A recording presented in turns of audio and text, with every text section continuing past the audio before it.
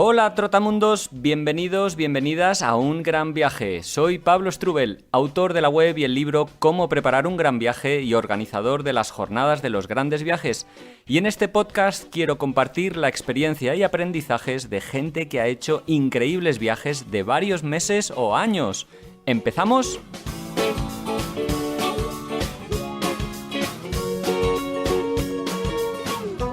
Hola, viajeros, viajeras, ¿qué tal? ¿Cómo estáis? ¿Cómo va todo? Espero que muy bien. Aquí estamos una semana más al otro lado del micrófono.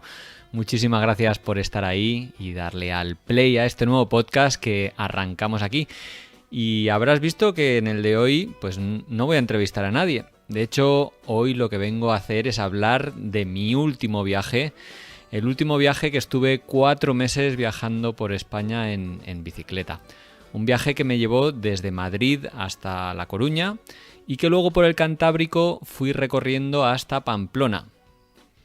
En esa ciudad nos tomamos un parón de la ruta, y hablo en plural porque ya se había incorporado al viaje Itziar Marcotegui, como sabéis, mi pareja, y nos cogimos un autobús hasta Cataluña, por donde estuvimos pedaleando prácticamente un mes entero. En fin, un viaje que fue realmente inspirador, reconfortante y que, bueno, sació un poco esas ansias que teníamos de viajar todos después del confinamiento, porque empezó justo el día después a que nos dejaran salir ya por fin de nuestras provincias. Este verano que fue bastante atípico también para mí porque, como sabéis, trabajo de guía de viajes, recorriendo la ruta de la seda en Asia Central, y pues este verano no hubo ninguno de los viajes previstos por Uzbekistán ni por Kirguistán. Así que bueno, me conformé, o mejor dicho, de otra manera, decidí disfrutar de lo que sí que podía hacer, que es lo que siempre os digo cuando me preguntáis por destinos, por qué se puede hacer, por dónde viajar y demás. Más que frustrarnos en lo que no se puede hacer, intentemos sacarle el máximo jugo a lo que sí podemos. Y en ese momento era viajar por España, y eso es lo que hice. Antes de empezar este podcast, de todas maneras, me gustaría recordaros que me podéis enviar notas de audio, o sea, mensajitos grabados con vuestras opiniones o comentarios. Lo podéis hacer por Instagram, ya sabéis que nuestra cuenta es ungranviaje_org. Pero creo que la mejor manera de hacerlo y la más sencilla es a través de la web de ungranviaje.org, ungranviaje.org, donde hemos habilitado un programita que os permite grabar mensajes de voz. Así no los tenéis que escribir y no sé, si son mensajes y reflexiones que merecen ser compartidas, como la de Eloy, que ahora os voy a poner, que es un oyente habitual del podcast, pues lo puedo publicar para que el resto de oyentes lo escuchen. Obviamente, después de haber pedido permiso, claro, a Eloy. Así que os dejo su mensaje en relación al episodio 57, el antes y el después de un gran viaje, que fue una conversación entre Itziar Marcotegui y yo mismo, en la que reflexionábamos sobre una encuesta que hicimos a más de 100 viajeros de largo recorrido, para preguntarles un poco cómo vivieron el proceso previo al viaje, qué les preocupaba, qué miedos tenían y, bueno, cómo saltaron de ese momento inicial de soñarlo a tomar la decisión en firme de hacerlo. O sea, saber todo lo que pasó antes de hacer el gran viaje. Pero también nos interesaba mucho saber qué pasó después, el regreso, en qué les cambió el viaje, si es que lo hizo, y no sé, cómo se adaptaron a la vida después de recorrer el mundo, si es que lo hicieron. Y les preguntábamos, bueno, tanto a nivel laboral como personal y en fin. Os pongo el audio de Eloy para que lo escuchéis. Hola Pablo, hola Itziar. El último podcast me parece muy acertado porque hay personas como yo que vivimos en un eterno prólogo y no nos atrevemos a dar un paso más para empezar el primer capítulo de un gran viaje. También es muy importante el epílogo, que suele ser mucho más fácil de asimilar que los comienzos, que el prólogo. Entonces, para salir de ese atasco, pues me parece muy importante primero darse cuenta de lo que está pasando, de esas incertidumbres y miedos que te atan, y luego pues salir Gracias por ejemplo, al libro que estoy leyendo, Cómo preparar un gran viaje, que en definitiva no deja de ser algo tan importante como saber manejarnos en la vida, porque la vida es un viaje en sí mismo. Y ojalá pues hubiéramos venido con ese libro debajo del brazo, nada más venir a la vida, para, para saber a qué nos enfrentamos y bueno, y hacer salir airosos de esta experiencia que en definitiva es la vida. En fin, Eloy, muchísimas gracias por tu mensaje tan cariñoso, tan reflexivo, muy potente lo que nos plantea. Y bueno, os animo a enviarme vuestras ideas, reflexiones y curiosidades viajeras, si las tenéis, pues eso, por Instagram o ya os digo, por nuestra web ungranviaje.org. Y bueno, vamos a entrar en materia si os parece. En el podcast de hoy, como os decía, voy a hablaros de ese viaje por España, pero también os voy a explicar sobre todo un poco cómo es viajar en bicicleta, cómo es el día a día, cómo elijo la ruta, dónde comía, dónde dormía haciendo acampada libre, que realmente es una de las cosas que he visto que más me preguntabais a lo largo del viaje, algunas situaciones un poco peligrosas que tuve. No os asustéis los que no estáis muy metidos en el mundo de la bicicleta porque no voy a entrar en aspectos técnicos, principalmente porque no los sé. A ver, empezando un poquito por el principio, comentar que sí, yo tenía una experiencia previa de montar en bicicleta. De joven me gustaba mucho la bicicleta de montaña, la montaba por la Sierra de Madrid, hice algunas competiciones de manera bastante lamentable, pero me lo pasaba muy bien. Y sobre todo, más recientemente, pues soy ciclista urbano. Entonces eso hace que esté algo habituado, supongo, a estar encima de una bicicleta, a moverme en ella, sé algo de mecánica, que la verdad es que viene bien, pero bueno, tampoco mucho más, ¿eh? O sea, sé cambiar un pinchazo, los cables, desmontar la cadena, en fin. Tampoco nada del otro mundo, no es necesario, creo, ser un experto en mecánica, porque a lo largo del viaje vamos a encontrar muchos talleres en muchos pueblos y ciudades de España. Sí que al irme de viaje, pues llevaba la bici bien ajustada y bueno, en ruta, pues cada 2 o 3 días tocaba ajustar un poco los frenos o los cambios. También comentaros algo muy importante. Mi bicicleta es una birria. Bueno, a ver, que yo la quiero mucho y me acompaña y casi no me ha fallado, pero es una birria.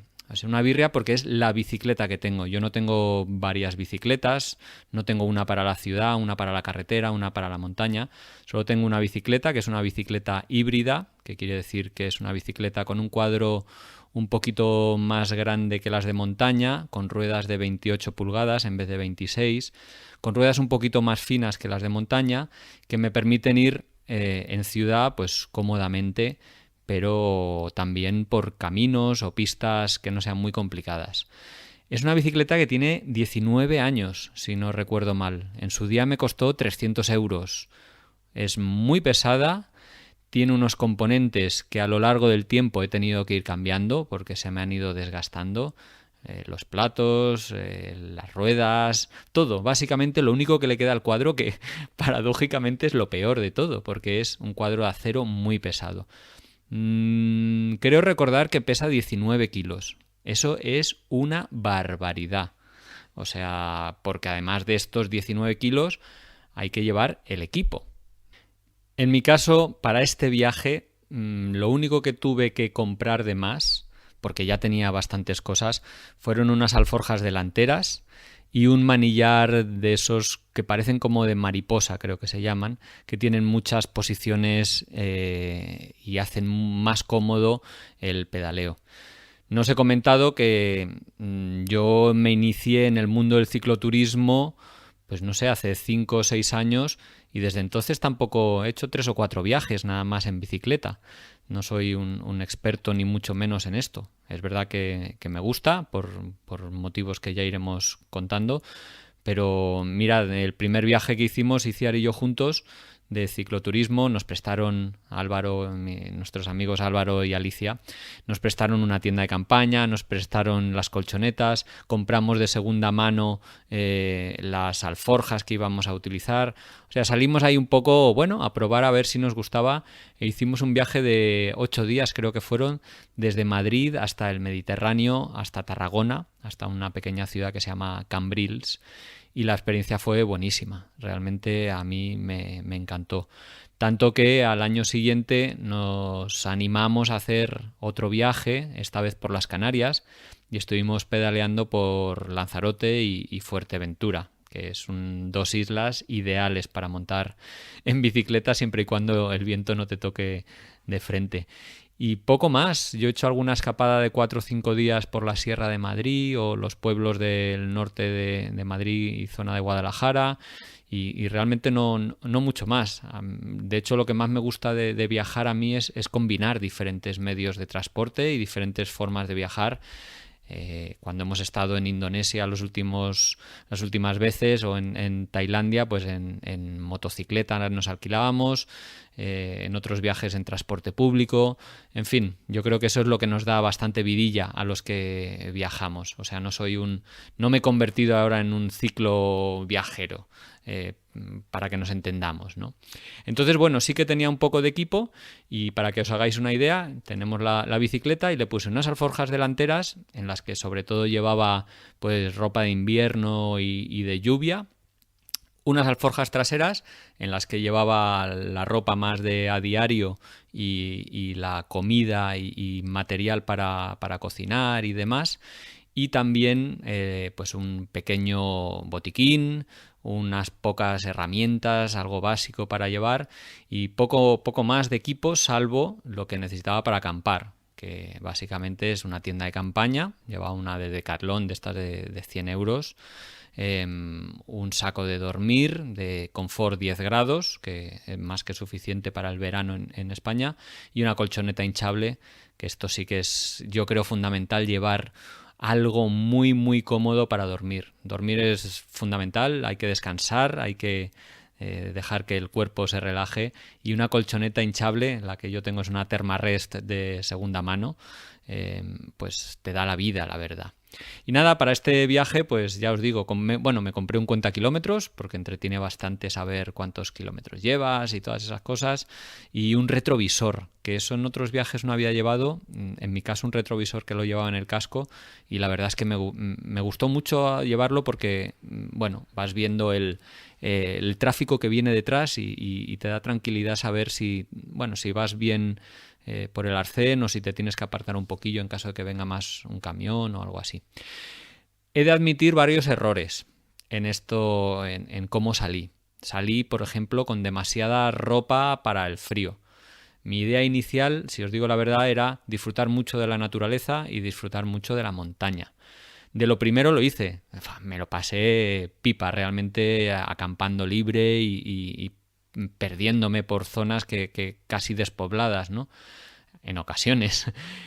Pero la verdad es que al final acabé haciendo mucha menos montaña, menos caminatas por la montaña y senderismo de lo que pensaba. Cuando vas con una bicicleta tan cargada como la que yo llevaba, pues al final, bueno, no es que tiendas a evitar la montaña, pero tampoco haces tanta como yo tenía en mente. Entonces fui cargado con una chaqueta polar y un cortavientos con polar también.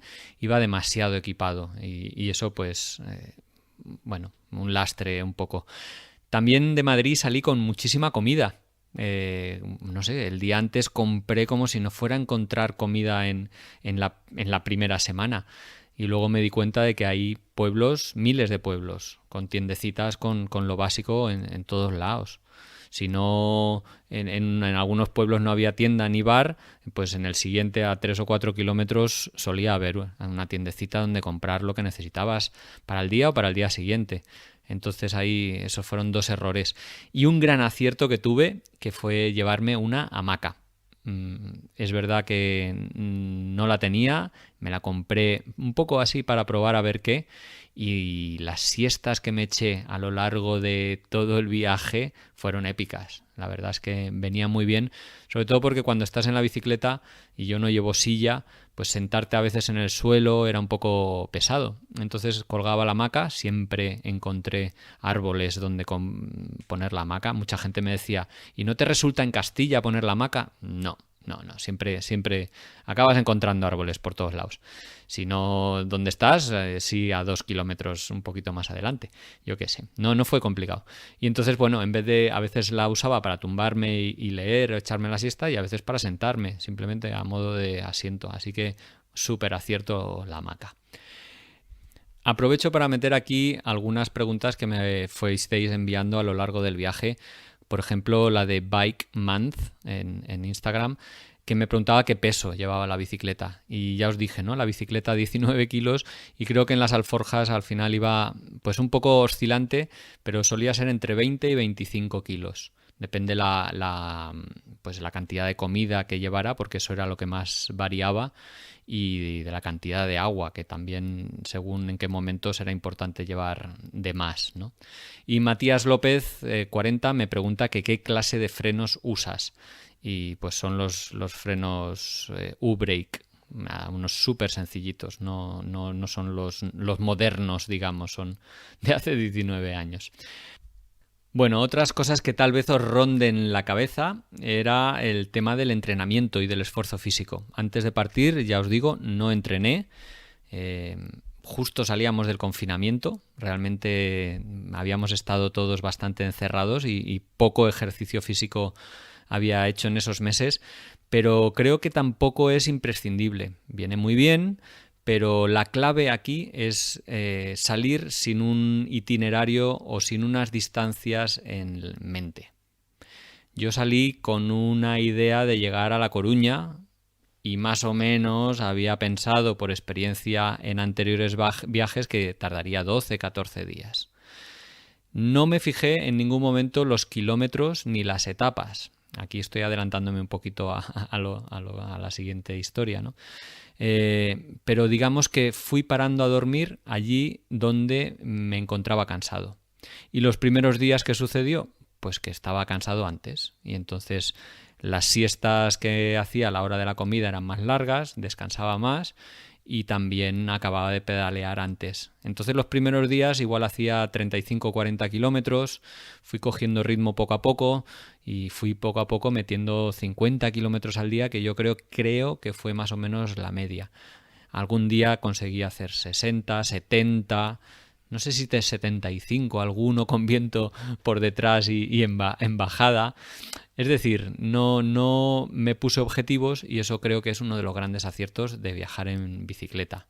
Tampoco tenía reservas en ningún lado, con lo cual pues no tenía que hacer el esfuerzo de llegar a ningún sitio. Un día estaba cansado, o me gustaba un sitio o un valle, o encontraba un río con un prado perfecto y precioso y me decidí a quedar a dormir ahí y ya está. ¿Cómo definí la ruta general y el día a día? Bueno, os he dicho, yo quería ir a La Coruña, estaba mi madre allí, entonces me fijé como punto de origen y punto de fin Madrid y Coruña. Y en puntos intermedios decidí ir a lugares que me apetecía mucho, que más o menos intuía que estaban en esa especie de línea recta, que al final empezó o fue más como una línea curva. Quería ir, por ejemplo, a Toro, a la ciudad de Toro en Castilla, que no había estado nunca y siempre pasaba cerca, pero nunca había estado y me encanta el vino de esa región y quise pasar por ahí. Quería pasar por Zamora y quería conocer la Sierra de la Culebra, de la que había oído hablar muchas cosas muy buenas, como lugar salvaje y poco visitado. Quería visitar los lagos de Sanabria, otro punto natural que no conocía, y finalmente quería visitar también lo que era la Ribeira Sacra, el cañón del río Sil en Orense. Entonces más o menos la ruta se fue conformando en esa dirección, pero no iba, digamos, con nada cerrado. En etapas posteriores del viaje, cuando fui por el Cantábrico, cuando fuimos por Cataluña, seguimos un poquito esa misma tendencia. digamos, elegir puntos que nos resultaran de interés o donde hubiera amigos o donde hubiera familia o, bueno, pues eso, rutas a veces había una vía verde y entonces ibas amoldando la ruta a esos puntos de interés, ¿no? De interés vario que tuviera. Lo que sí era importante es que yo tuve claro casi desde el segundo o tercer día que muchas pistas no iba a poder coger, o mejor dicho, senderos, ¿no? Pistas como eso, las vías verdes o vías pecuarias o tramos del Camino de Santiago por el cual sí que coincidí que normalmente están en buen estado, sí que podía ir con la bicicleta cargada como la que llevaba. Pero adentrarme en senderos más abruptos, con más baches, con más traqueteo, no.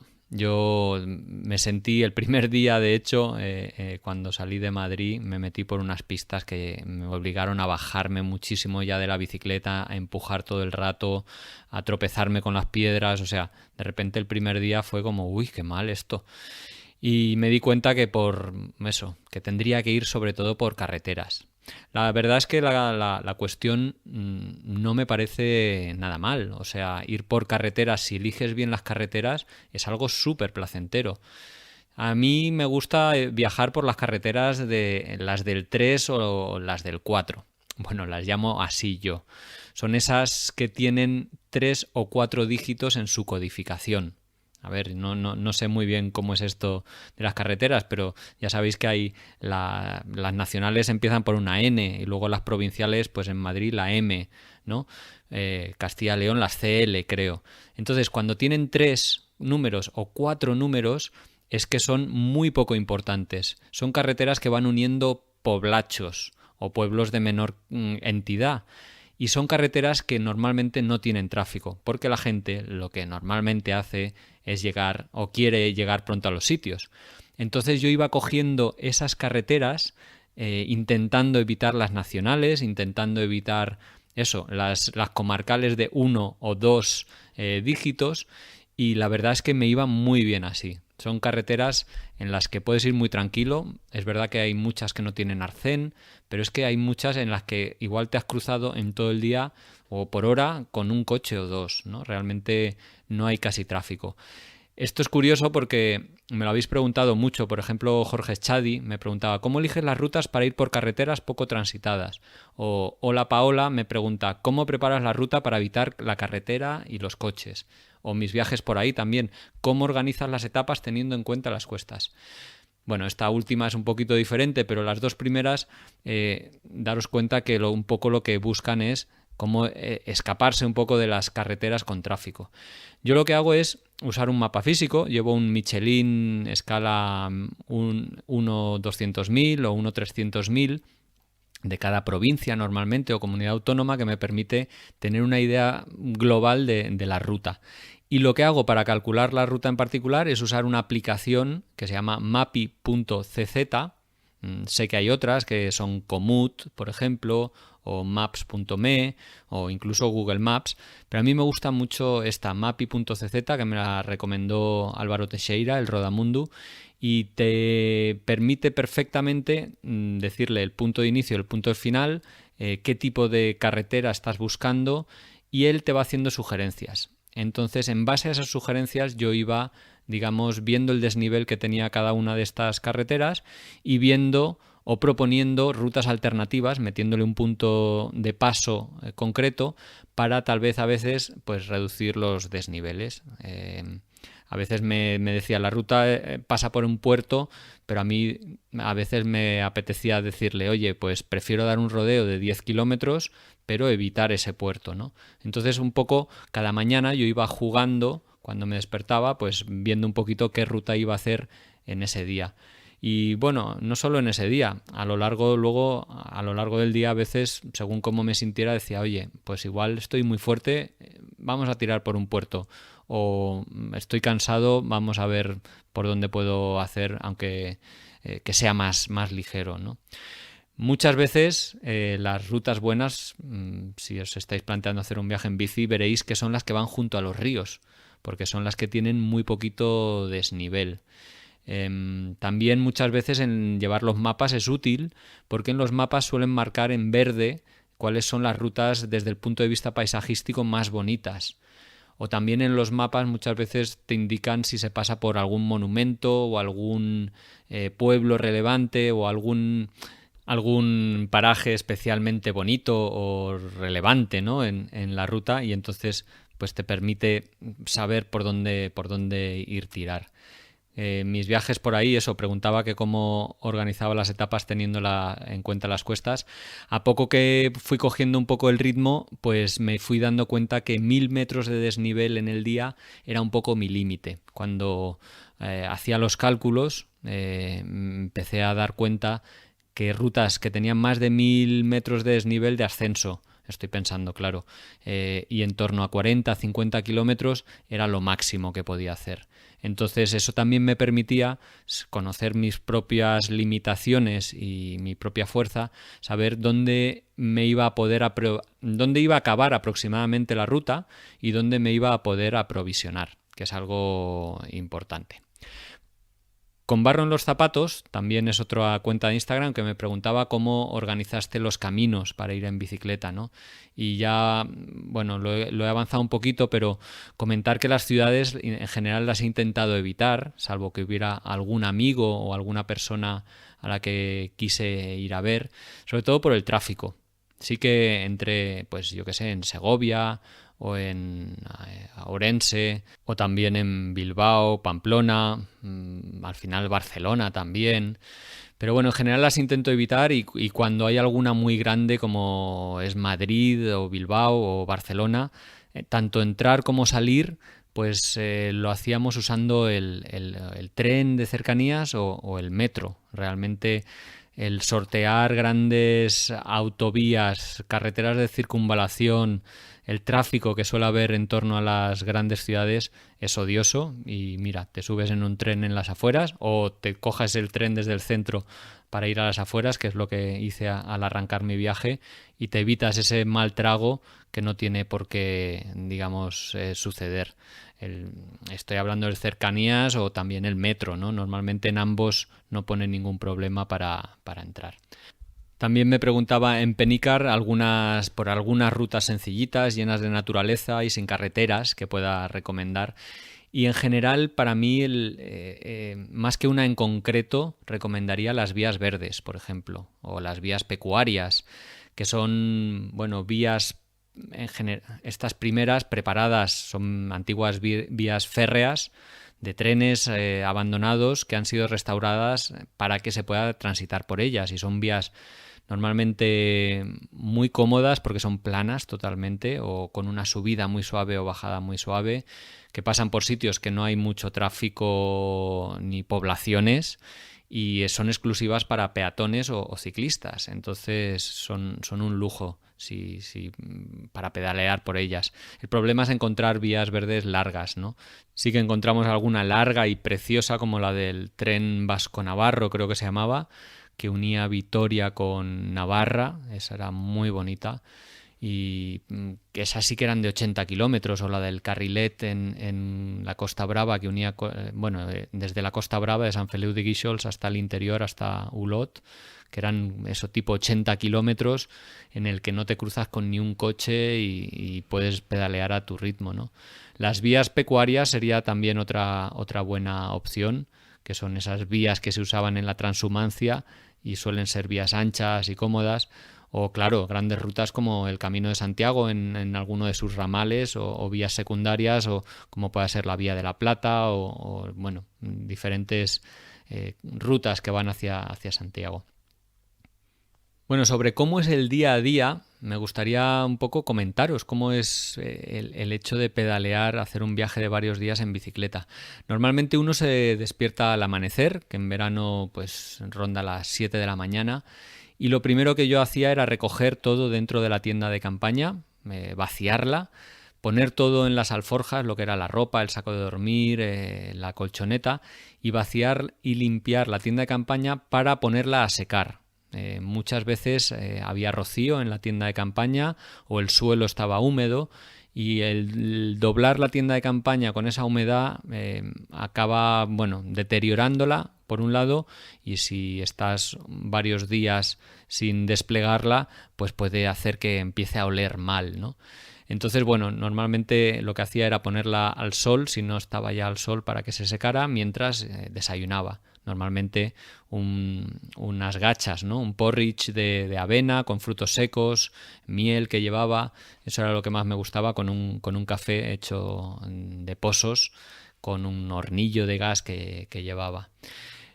Normalmente tardaba 2 horas, desde que ponía el despertador o me despertaba hasta que salía en la bicicleta. No tienes prisa, estás en un sitio paradisíaco normalmente, sin ruido, te levantas poco a poco con el trino de los pájaros, en fin. Normalmente tipo a las 9 o a las 10 me ponía en marcha y solía pedalear como 3 horas, hasta la 1. Depende un poco del tiempo, de la climatología, ¿no? Al principio hacía bastante calor, entonces a la 1 ya solía parar. La verdad es que un ritmo de pedaleo tranquilo, tipo 10 kilómetros la hora de media, parando más o menos cada hora para picotear algo tipo fruta fresca o frutos secos o una galleta o algo así, pero sobre todo parando mucho pues a disfrutar del paisaje, a sacar fotos, a hablar con algún paisano, no sé, a disfrutar del paisaje y del viaje en sí mismo, ¿no? Eso es una de las cosas más bonitas de la bicicleta. Más o menos a la 1 me paraba para comer en alguna sombra o en algún sitio bonito, o un río, normalmente lugares con agua, porque así puedes, si has cocinado algo, fregarlo bien, ¿no? Y en verano, que solía hacer paradas de 3 o 4 horas para comer porque hacía mucho calor, tanto que hasta las 5 o así no salía, pues ahí sí que comía bien. Me comía un buen plato de pasta con salsa de pesto o con sardinas en tomate, o cuscús con pepino, cebolla y tomate, algo así bueno, potente, porque sabía que luego me iba a dar tiempo a hacer la digestión echándome una siesta, leyendo tranquilamente y demás. Pero al final del viaje, que parábamos a comer, ya hacía más frío, los días eran más cortos, parábamos a comer 1 hora o hora y media, igual ahí solo comprábamos o comíamos un pan con queso, algo más sencillo, más fácil digamos, de digerir y de preparar, ¿no? No perdíamos tanto tiempo.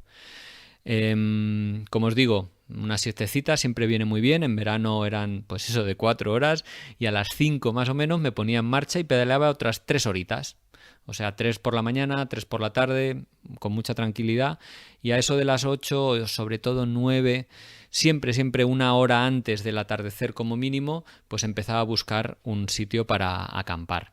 Ahí lo importante era que tenía que haber pasado un poquito antes por algún pueblo, porque era muy importante acampar con al menos 2 botellas de agua de litro o litro y medio llenas, porque ese agua es el que vas a usar para cocinar por la noche, para limpiar los platos y para preparar el desayuno y limpiar los platos, si no tienes la suerte de estar acampando junto a un río, ¿no? Entonces siempre buscaba rellenar las botellas, y entonces ya cuando estaba tranquilo con el agua bien cargada, pues ya buscaba un sitio para acampar. Los que seguisteis mi viaje por Instagram, que iba colgando ahí día a día en mi cuenta de Pablo Strubel, iba colgando pues mi día a día como un diario del viaje, mucha gente me preguntabais, y yo creo que es lo que me habéis preguntado más, por la acampada libre que he estado haciendo en casi todo el viaje. De hecho, tengo aquí Nainma20, me preguntaba dónde se puede acampar. Ingravitando me preguntaba, ¿se puede plantar la tienda donde uno quiera? O Gaizka53 me preguntaba también, ¿cuáles son los mejores sitios para hacer acampada? Y finalmente la Baica Nómada, cuando acampas, ¿amarras la bici o la dejas ahí? En fin, digamos que el tema de la acampada preocupa mucho porque, bueno, es un hecho que acampar en España, la acampada libre, es decir, fuera de recintos privados, como sea un camping o un espacio delimitado para hacerlo, o propiedad privada donde nos autoricen a hacerlo, es ilegal. O sea, no está permitido hacer la acampada libre, desgraciadamente. Entiendo que para evitar que haya riesgo de fuegos o que dejemos el campo hecho una mierda, cuando paradójicamente los que hacemos acampada libre normalmente somos los que más cuidamos el campo y los bosques y más intentamos dejarlo más limpio muchas veces de lo que nos lo encontramos, ¿no? Entonces, normalmente buscaba sitios que estuvieran junto a un río o en un bosque, apartados de la carretera para no tener ruido y sobre todo apartados de la vista de la gente, ¿no? Que no me viera nadie, que no pudiera molestar a nadie con mi presencia allí. Desde luego nunca me he metido en un campo privado, he saltado ninguna valla, en ningún momento me ha hecho falta, en realidad.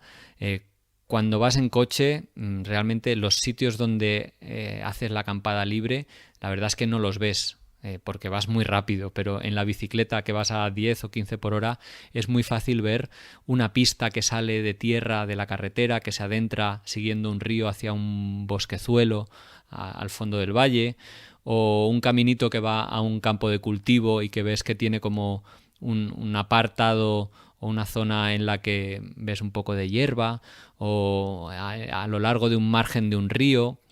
Esos sitios son muy fáciles de encontrar cuando vas poco a poco en la bicicleta y no molestas a nadie. Te pones tu tiendecita cuando está anocheciendo, la preparas para que cuando se haga de noche ya esté lista toda digamos, el equipo para dormir y te pones a cenar.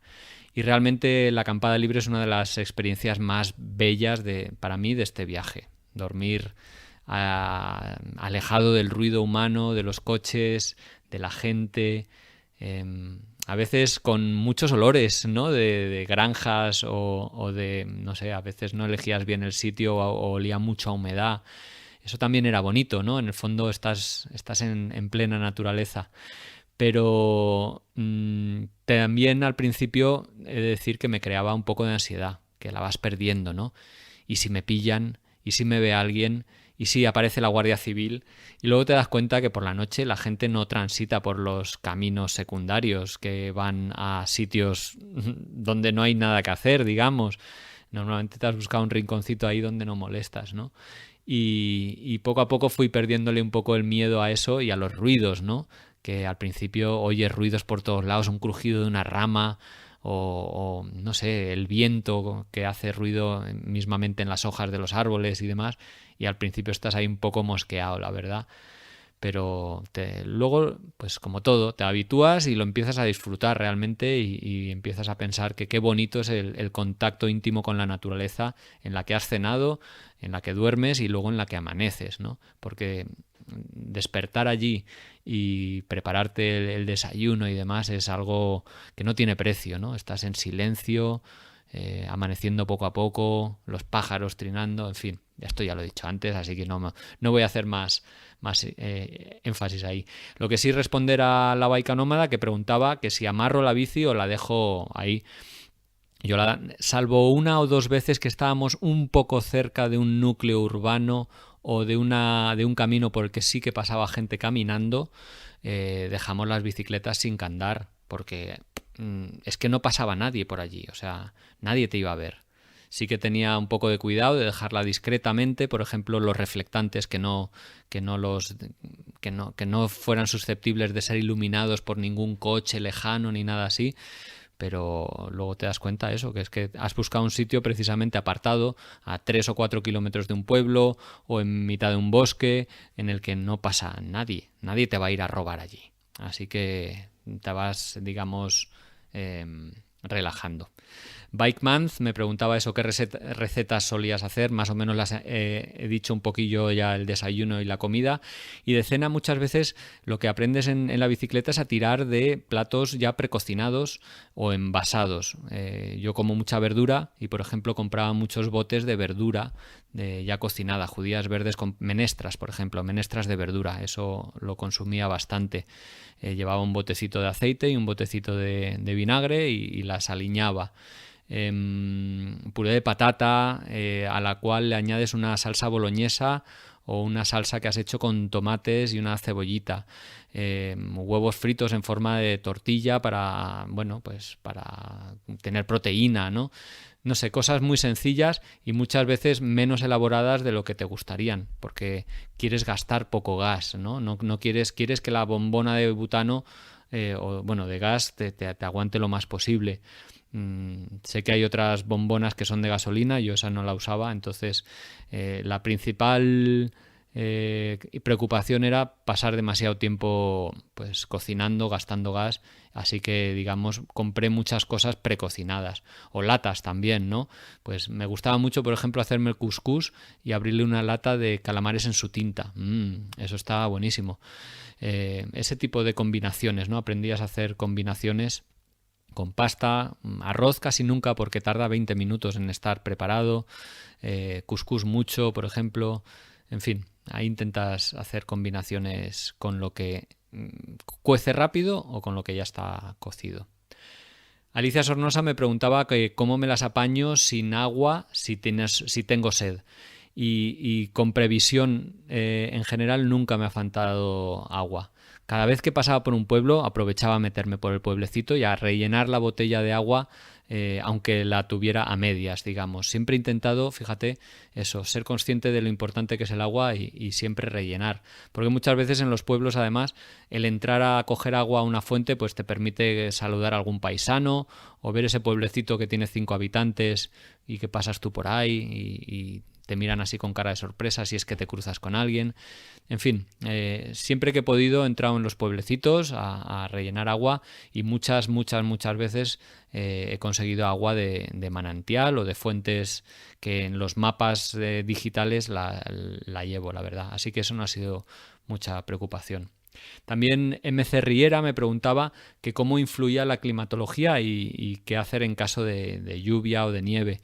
Bueno, yo la verdad es que he tenido mucha suerte y los días que ha llovido, que han sido muy pocos, me han coincidido con ciudades. O no sé si, digamos, los he hecho coincidir para que estuviera en ciudad.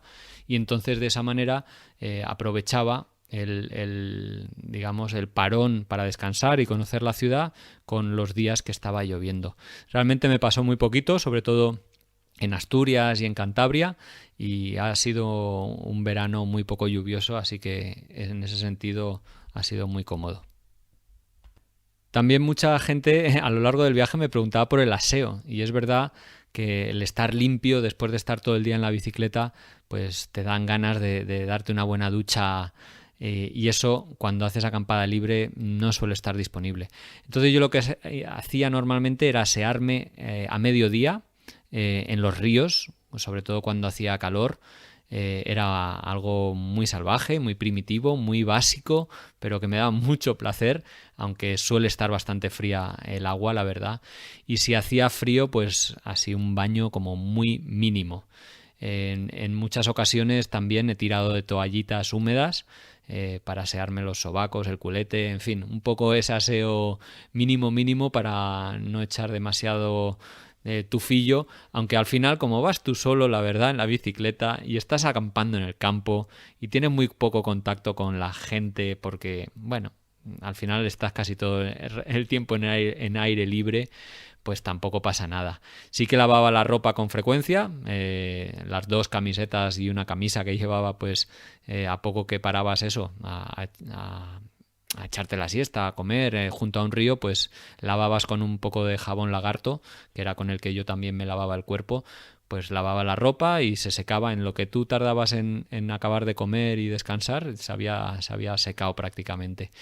Y luego, pues para darme duchas buenas, porque también el cuerpo te las pide, cada 3 o 4 días yo paraba en algún camping o en algún alojamiento como un hostal o un hotelito o tal vez en alguna casa particular también más adelante cuando ya además empezó a hacer frío, ¿no? Por la noche. Entonces ahí pues aprovechabas y te dabas una buena ducha, cocinabas bien, con calma y también, por ejemplo, recargabas el móvil, que para mí era un asunto bastante peliagudo, la electricidad. Sí que llevaba una batería externa que me duraba para 3 días de recarga completa del teléfono, pero el teléfono lo usaba bastante para hacer fotografías, para grabar vídeos, para subir, como os decía, las historias a Instagram y demás, el relato del viaje. Y para consultar los mapas, aunque tuviera el mapa de papel, pero el detalle y los perfiles de las rutas los miraba en el móvil.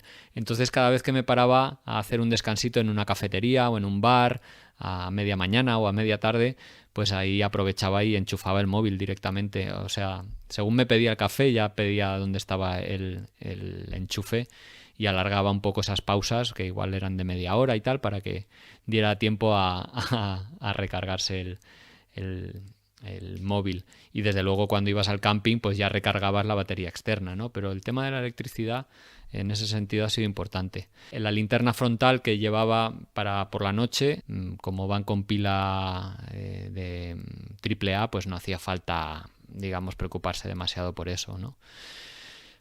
Y bueno, también estaría, y ya voy a ir acabando porque al final ya veis que me enrollo un poco demasiado, pero bueno, cuando uno comparte lo que le gusta es difícil abreviar, la verdad, y os pido gracias por seguir ahí escuchando. Bueno, que el tema del presupuesto también es importante. La verdad es que ha salido más caro de lo que pensaba, en torno a 15 euros al día. A ver, se puede viajar por mucho menos. De hecho, cuando estás en ruta, el mayor gasto es la comida, que igual te gastas 3 o 4 euros al día de media, 5 euros, tal. Pero claro, también de vez en cuando te apetece darte algún capricho y comer en un restaurante. Ya el menú ya te cuesta 10 euros. O dormir en un camping que te suele costar 12 o 14 euros. O en un hotelito, ya ponle 20 euros. O ir a algún monumento que te cobran la entrada, o comprar una recarga del gas que necesitas, o algunos guantes, por ejemplo. Yo perdí en el camino 2 pares, pues tuve que comprar, pues ya son 20-25 pavos cada par. O también algún libro, ¿no?, que compré en el camino. Pues bueno, todo esto va subiendo el presupuesto. La verdad es que averías y repuestos no necesité, ¿no? Pero también podría ser formar parte de este presupuesto. Y al final, pues bueno, pues no está mal. Al final, una media de gasto de viaje, si estás 30 días de viaje, que te salgan por 450 euros al mes, la verdad es que es ridículamente barato, ¿no? Podía haberlo hecho más barato, podía haberlo hecho mucho más caro si me hubiera dado más comodidades, pero no sufrí y hice lo que disfruté. Luis me preguntaba que si la mecánica no es importante, saber de mecánica, y ya lo comentaba al principio, pues sí, saber algo de mecánica, cambiar, ajustar los frenos, sincronizar los cambios, tal vez tronchar la cadena, desmontarla, pues es importante y poquito más. Pero para que os hagáis una idea, en 2.500 kilómetros de viaje no pinché ni una vez. Ni una. Yo creo, a ver, que llevo unas cubiertas muy buenas, la Schwalbe Marathon Plus, y realmente ni un solo pinchazo, ni un problema, realmente muy guay. Así como problemillas, tuve que se me salió la cadena un par de veces por arriba de los piñones y se me quedó enganchada con los radios, que es algo que fue culpa mía por no tener bien ajustado precisamente los cambios traseros, y es algo que te obliga a desmontar la cadena y llenarte de grasa los dedos y demás, pero bueno, conseguí repararlo y poco más, la verdad. Así que si pasa algo más gordo, cada, yo que sé, 20-30 kilómetros pasas por un pueblo grande y en casi todos hay una tienda o de motos o de bicicletas. También Alicia Sornosa me preguntaba que qué hacías o qué hice si me puse malito en medio de la nada. Y la verdad es que no me puse enfermo ni una sola vez. Yo no sé si es que viajando las endorfinas y la felicidad de hacerlo hace que tu cuerpo sepa que estás haciendo y pasándolo bien y no caigas enfermo. Pero por si acaso llevaba una aplicación que se llama MY112, MY112, que te permite hacer llamadas al teléfono de emergencias aunque no haya coberturas. Está hecho con una programación especial que usa, bueno, no sé muy bien cómo lo hacen, pero te geoposiciona y te permite hacer una llamada aunque no haya cobertura en esa zona. Entonces yo sí que estuve en muchas zonas que no había cobertura y pues mira, saber que si me pasaba algo, un accidente, alguna caída o alguna reacción alérgica gorda o algo así, pues mira, podía llamar al 112 y ser atendido. La verdad es que no contraté ningún seguro adicional. Sé que empresas como IATI o la Federación Española de Montañismo o cosas así pues tienen seguros específicos que además no solo te cubren a ti mismo, sino rescates, evacuaciones, el de IATI, por ejemplo, la bicicleta y cosas de valor que lleves en el viaje. Pero bueno, yo no lo contraté, la verdad. Como situación peligrosa, tuve solo una que recuerde, y aquella me acojonó un poco, es decir, fue un ataque de un perro, que además fue en un lugar fastidioso, porque era en una de las zonas con mayor pendiente. Estaba saliendo de Galicia y entrando en Asturias, y una de las zonas de más pendiente, que me bajé a empujar la bicicleta. Eso sí, por cierto, hago un inciso, he empujado la bicicleta pero muchísimos kilómetros, que lo sepáis, o sea, no pasa nada por empujar la bicicleta. De hecho, es algo muy habitual, tal vez porque iba muy cargado con ella de peso, pero bueno, que es algo frecuente. Pues al final el desarrollo te da para lo que te da, y he empujado mucho. Pues bueno, en esa situación estaba subiendo un puerto bastante peliagudo, bastante empinado, y un perro de un caserío cercano empezó a acercarse y vino a atacarme realmente, además por la espalda. Cada vez que avanzaba un poquito yo, él me venía a los pies a atacar, y solo me logré... Claro, yo me protegía con la bicicleta para que el perro... intentaba, digamos, interponer la bicicleta entre el perro y mi pierna, ¿no? Y era muy difícil de maniobrar, porque una bicicleta que pesa casi 50 kilos en una zona inclinada es muy complicada de manejar.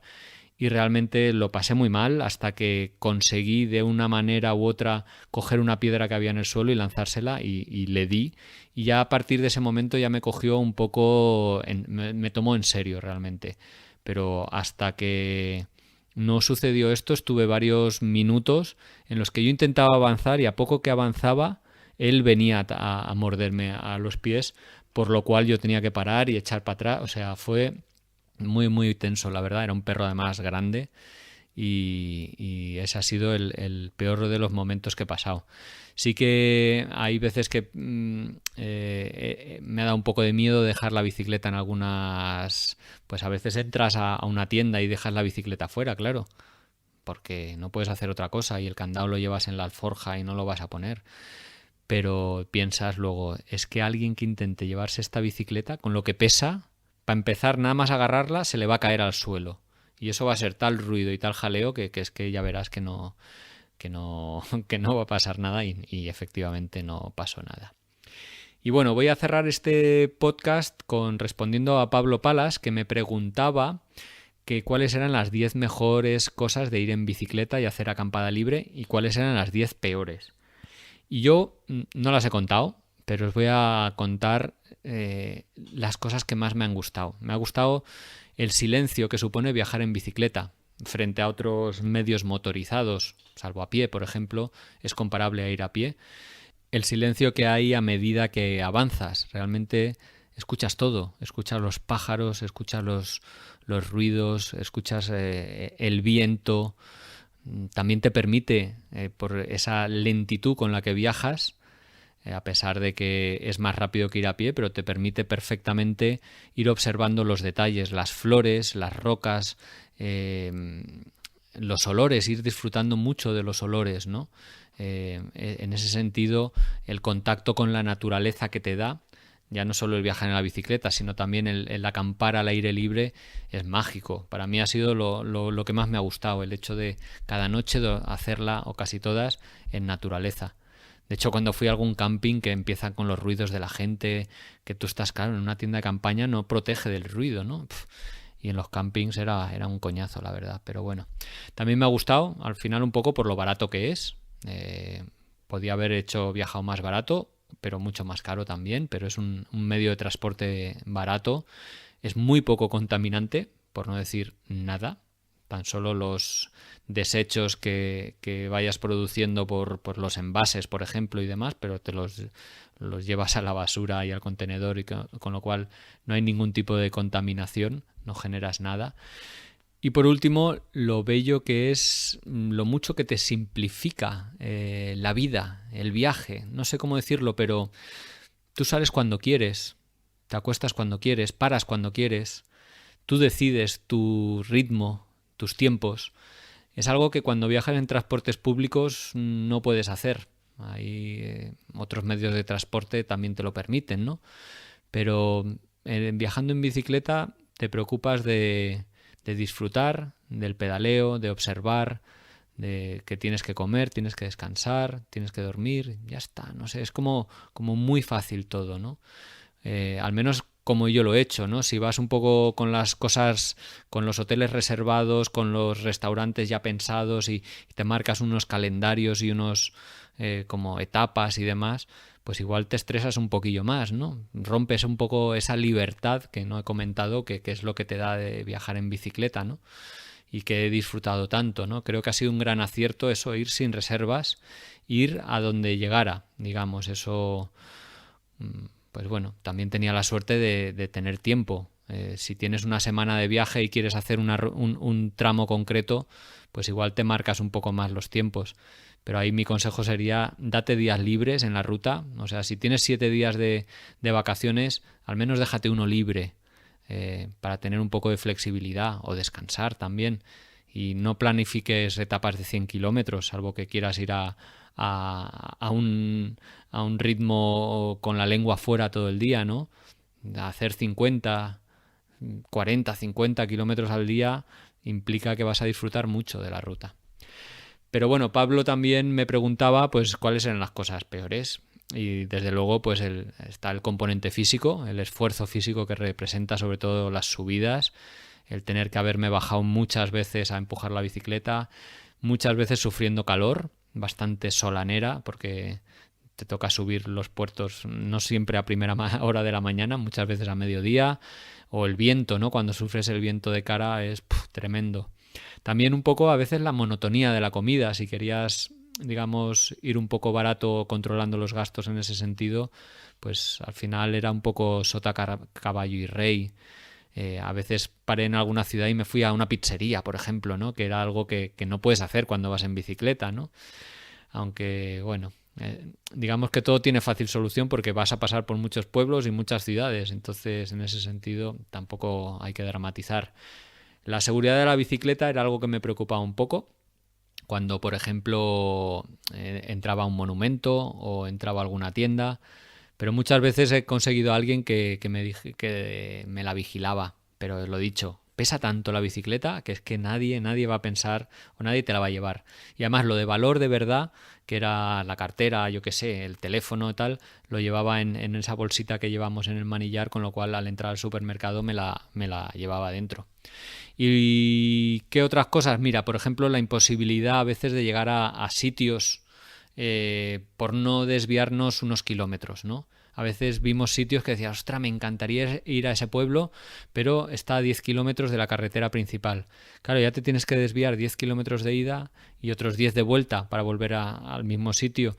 Y a veces es una bajada que luego tienes que subir o una subida que tienes que bajar. Entonces muchas veces te limitas a disfrutar de la ruta, de lo que haya en esa ruta que te has marcado, ¿no? Y eso hay veces que nos hemos perdido cosas que podían haber sido interesantes.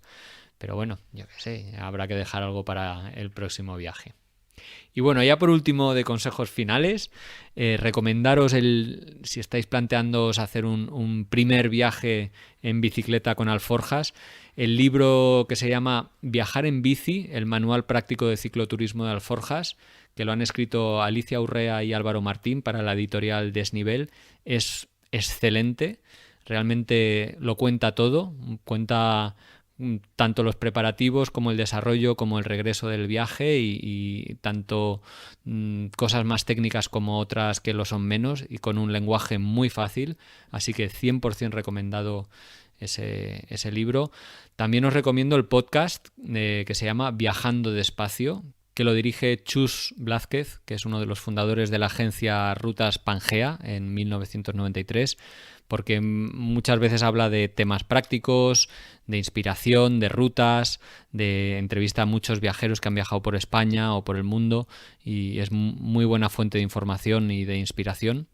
Y por último, pues que sigáis a cicloviajeros que estén viajando por España o por el mundo para preguntarles, para ver cómo se lo montan. Ya sabéis, cada viajero tiene su técnica, sus truquillos y demás. Y bueno, ahora se me ocurren así, pues en Instagram los podréis encontrar fácilmente, pues por ejemplo Ana Zamorano, Dani Q, Judith Viñolas, Baicalón, Ser Nómada, Tras Mis Pasos, Vique Canine, Albert Sanz, Javier Bicicleting, y seguro que me estoy dejando a un montón de cicloturistas españoles que están recorriendo el mundo con toda la felicidad que os podéis imaginar, así que desde ya os pido perdón por las omisiones.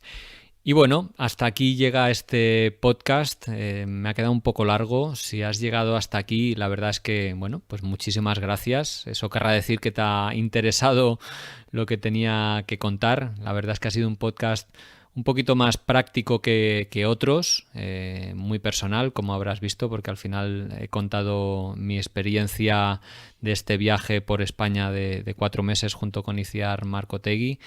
Y espero haber sobre todo sabido transmitir que viajar en bicicleta no es algo tan duro, exigente y complicado como tal vez pueda parecer desde fuera, que es una de las mejores maneras de recorrer nuestro país para disfrutarlo y conocerlo poco a poco, por descontado recorrer el resto del mundo.